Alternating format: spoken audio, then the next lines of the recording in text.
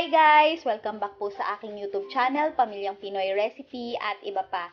Today, ituturo ko po sa inyo kung paano magluto ng adobong mais. Hindi ko po alam kung meron nitong ganitong luto sa ibang lugar, pero dito po sa Laguna ay patok na patok po itong negosyohin. Kasi po, sobrang sarap po nito. Tapos, nakakasawa na po kasi yung nilagang mais. So, binigyan ng twist ng mga taga Laguna ang sweet corn. Ginawa po nila itong adobo, nilalagyan po ito ng sobrang crunchy na garlic, tapos nilalagay po nila ito sa baso or sa plastic, tapos itinitinda po nila ito ng 15 hanggang 20 pesos.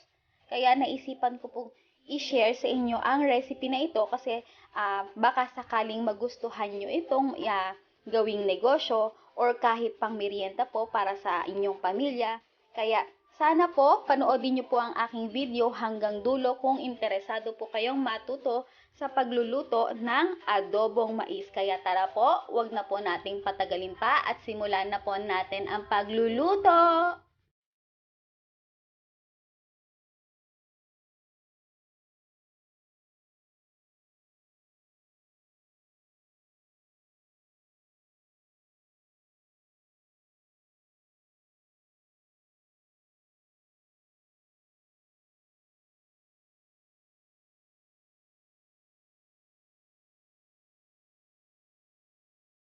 Narito po yung mga ingredients na kakailanganin natin sa pagluluto ng adobong mais.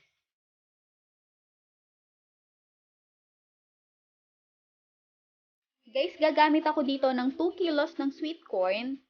Maglalagay din po ako dito ng 1 tablespoon ng refined sugar. Gagamit din po ako ng 1 teaspoon ng salt. Tapos, gagamit din po ako dito ng 4 na buo na bawang. Guys, itong marami po, gagawin ko po kasi itong crispy fried bits na garlic. Tapos, magtira lamang po kayo ng 4 hanggang 6 cloves ng garlic para panggisa. Gagamit din po ako dito ng magic sarap, pero optional po ito. Pwede po kayong maglagay, pwedeng hindi. Depende na po sa inyo kung gusto nyo pong lagyan. Ito pong mais po natin ay huhugasan ko muna. Guys, eto na po yung hinugasan kong mais. Yayas-yasin ko po ito gamit ang kutsilyo. Ingat lang po kayo ha, kasi medyo kung hindi po kayo sanay, baka masugatan po kayo. Kaya dahan-dahan na lang po.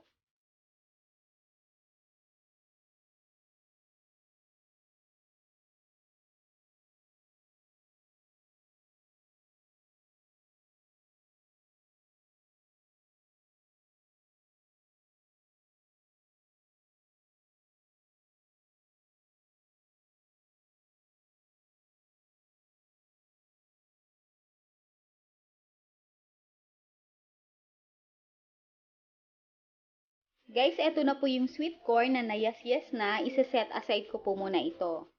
Gagawa po muna ako ng crispy fried garlic bits. Guys, yung pan nyo, lagyan nyo po siya ng 3/4 cup ng mantika. Kahit anong brand po ng mantika ay pwede. Tapos, ipiprito lamang po natin itong bawang. Guys, make sure na mahina lamang po yung apoy kasi mabilis pong masunog yung bawang. Hindi naman po masarap kapag nasunog yung bawang natin. Kaya alalay po kayo sa apoy. Tapos, continuous lamang po kayo sa paghalo para po hindi nga po masunog yung bawang natin.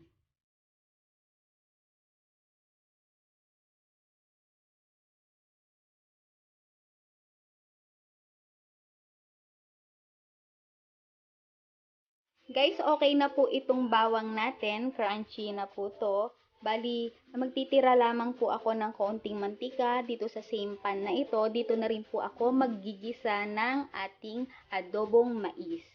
Yung ibinukod po natin na 4 hanggang 6 cloves ng garlic, igisa nyo lamang po iyon. Guys, kapag naigisa nyo na po ng kaunti yung garlic natin, pwede nyo na rin pong ilagay yung sweet corn.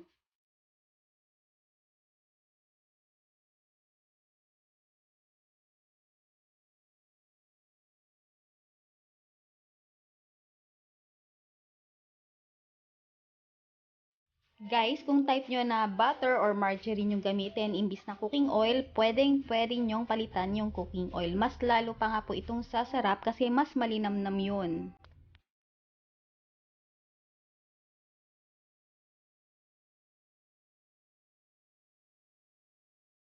Guys, kung mapapansin nyo, nagbago na po yung kulay ng sweet corn natin. Pwede nyo na pong ilagay yung asin natin, yung asukal, at yung magic sarap kung sakaling maglalagay po kayo ng magic sarap.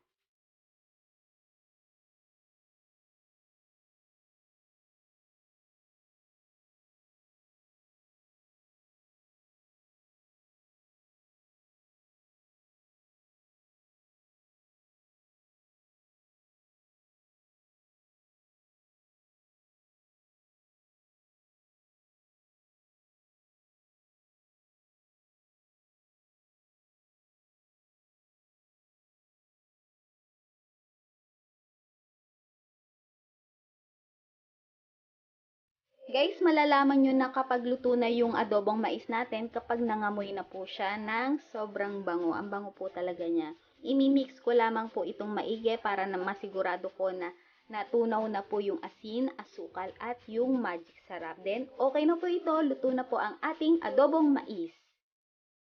Para po sa ating toppings, maglalagay po ako ng crispy fried garlic bits. Kung hindi po kayo mahilig sa bawang, pwedeng hindi nyo na po lagyan ito kasi masarap po talaga itong adobong mais sa Laguna.